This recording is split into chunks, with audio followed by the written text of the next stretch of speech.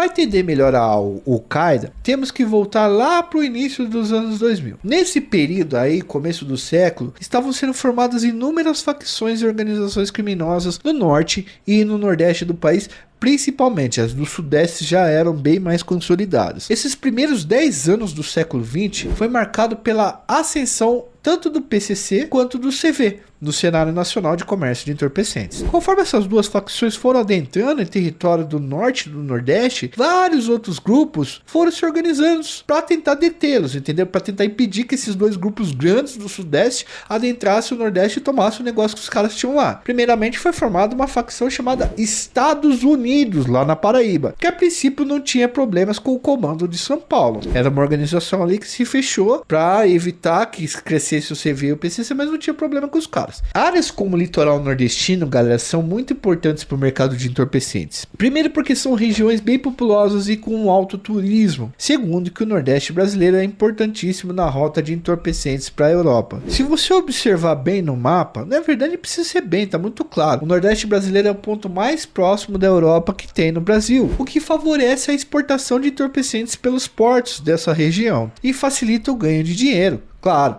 porque exportando você ganha em dólar e euro, ou vendendo no litoral você ganha dinheiro de turista que tá ali para gastar dinheiro. Essa facção, os Estados Unidos, era bastante poderosa na Paraíba. Em um determinado momento, por desavenças dentro do grupo que sempre acontece, vários membros saem de lá e montam uma organização criminosa chamada Al-Qaeda. E esse nome, Al-Qaeda, não é por acaso. Eles escolheram Al-Qaeda para fazer referência ao conflito entre os Estados Unidos e a organização do Bin Laden, que bolou e executou aquele lance lá da 11 de setembro das Torres Gêmeas. Tanto que eles usavam a frase Al-Qaeda, o terror dos Estados Unidos. E a Al-Qaeda foi ficando cada vez mais forte e violenta. E a organização criminosa dos Estados Unidos perdendo bastante espaço, principalmente a partir de 2010. A Al-Qaeda, nessa época, 2010, 2011, vivia de boa, tranquilo com o primeiro comando de São Paulo. Mas os caras desarmaram com os manos de São Paulo e romperam por conta de algumas mortes de membros que ocorreram sem a permissão da Al-Qaeda. O comando, galera, tinha tirado a vida de alguns caras sem a permissão dos caras da Al-Qaeda, o que deu início a uma crise de poder. Isso é o que temos nas referências, tá?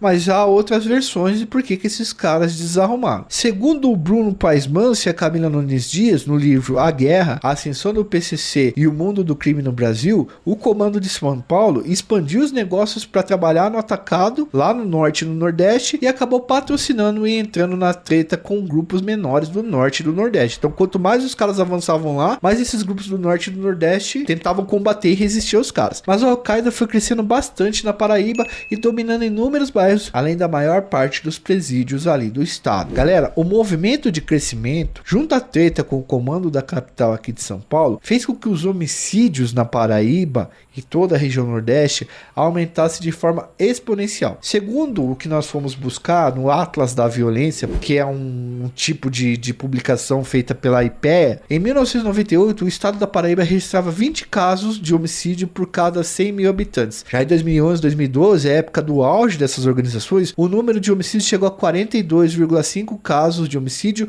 por 100 mil habitantes, a maioria jovens e ligados a essas facções. Segundo o promotor Manuel Cassimiro Neto, do grupo GAECO, Grupo de Atuação Especial contra o Crime Organizado, os caras pesados do Ministério Público da Paraíba, a Al-Qaeda conseguiu muito poder por batizar menores de idade na facção. Galera, muitas facções não fazem batismo de menores por acharem que os caras são ainda muito imaturos, não compreendem ainda muitas regras dentro dos grupos e dão muito trabalho. Uma curiosidade interessante é que geralmente os membros da Al-Qaeda tatuam no corpo, em partes do corpo, a imagem do Chuck, o boneco do filme Brinquedo Assassino, que acredito que todos vocês já devem ter assistido ou ouvido falar, o que faz com que os inimigos e os policiais possam identificar o membro do grupo a hora que vê aquilo tatuado em sua pele. Segundo o jornalista Leandro Machado, da BBC Brasil, uma das principais referências que usamos aqui, até 2020 a Al-Qaeda era aliada do grupo criminoso Sindicato do Crime, uma facção muito poderosa que tem sua principal atuação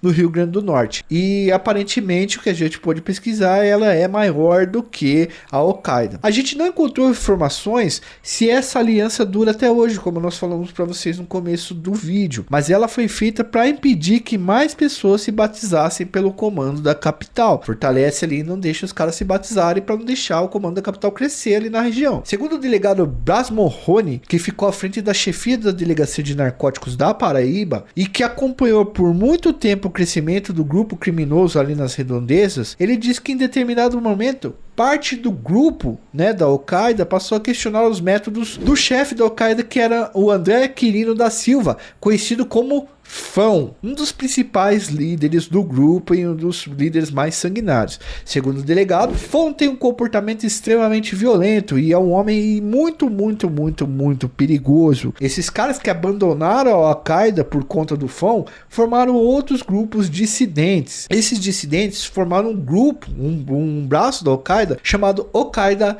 RB. Segundo a matéria que usamos na BBC, faz referências, o RB depois do Al-Qaeda faz referências a dois chefes do grupo. Ro Psicopata, olha o nome do cara, Ro Psicopata, e um outro chamado Betinho.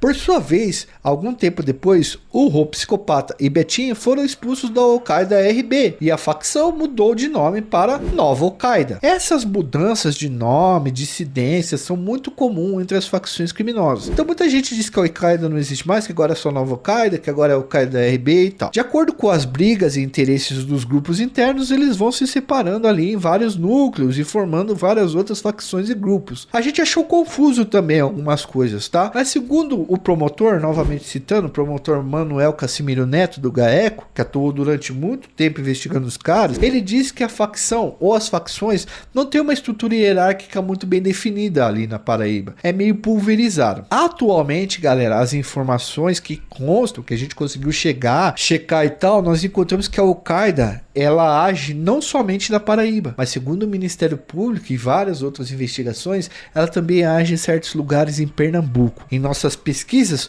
conseguimos identificar 53 facções criminosas no Brasil. Uma das conclusões que chegamos em nossos estudos é que o comércio de armas, entorpecentes e as más condições das penitenciárias são espaços muito férteis para o crescimento dessas organizações criminosas. O cara vai lá para a cadeia e de repente ele se filia para conseguir um privilégio, alguma proteção ou simplesmente viver no cárcere. E muitas dessas facções têm recrutado pessoas cada vez mais jovens para suas fileiras. Isso faz com que o poder delas aumente e o número de perdas de vidas também.